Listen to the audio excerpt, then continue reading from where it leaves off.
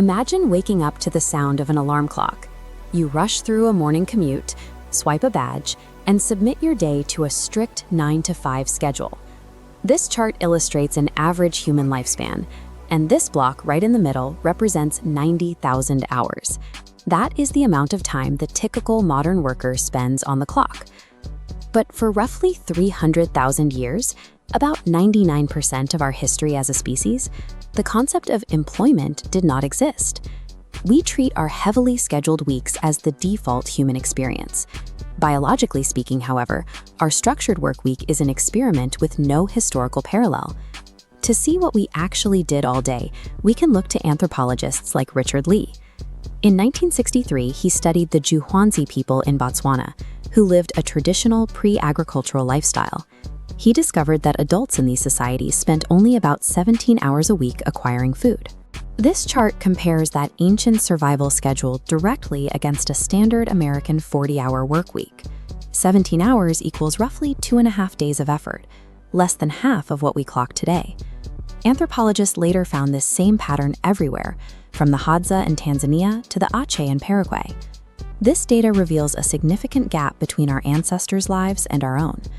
If survival only cost 2.5 days of labor, how did they spend their remaining hours? A typical ancient morning lacked the modern sense of urgency. You woke up naturally at dawn, ate leftover meat or gathered berries, and often didn't need to hunt or forage every single day. When humans did hunt, they were not running frantic sprints. We're persistence hunters. Our ancestors tracked prey at a steady, rhythmic jog across the savanna for hours, waiting until the animal overheated and collapsed. By the early afternoon, the mandatory work required to stay alive for the day was finished. That left the rest of the day for socializing. Adults spent about 6 hours a day purely hanging out. In a world without currency, the relationships you built with your tribe were your ultimate safety net. When the sun set and the campfire was lit, the tone shifted.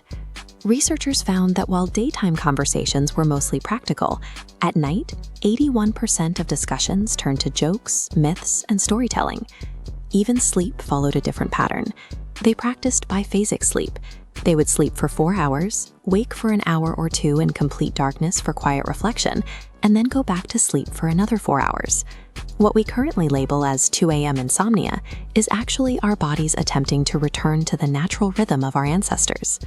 With their survival needs met by lunch, early humans used their remaining hours to create.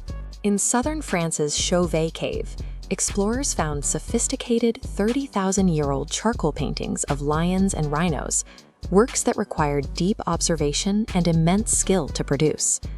In South Africa's Blombos Cave, researchers uncovered 100,000-year-old seashell jewelry. This map shows the effort involved. The nearest coast was 12 miles away. Someone intentionally walked a 25-mile round trip just to collect those shells, and then spent hours carefully drilling holes in them for fashion. In Germany, archaeologists found a 40,000-year-old flute carved from a vulture bone, featuring perfectly spaced finger holes for playing music. None of these objects were necessary for basic survival. They exist because humanity possessed the luxury of time for beauty and meaning. It is a common assumption that pre-agricultural life was a desperate struggle on the brink of starvation. Archaeological forensics provide the proof. When we compare the bones of early farmers directly to their hunter-gatherer predecessors, the farmers appear physically worse off. This comparison highlights the physical cost of working the land. Early farmers had a shorter stature, nutritional deficiencies, cavities from grain-heavy diets, and spinal arthritis from repetitive labor.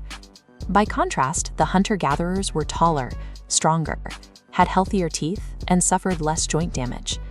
The shift occurred about 10,000 years ago in the Fertile Crescent. We entered the trap of agriculture.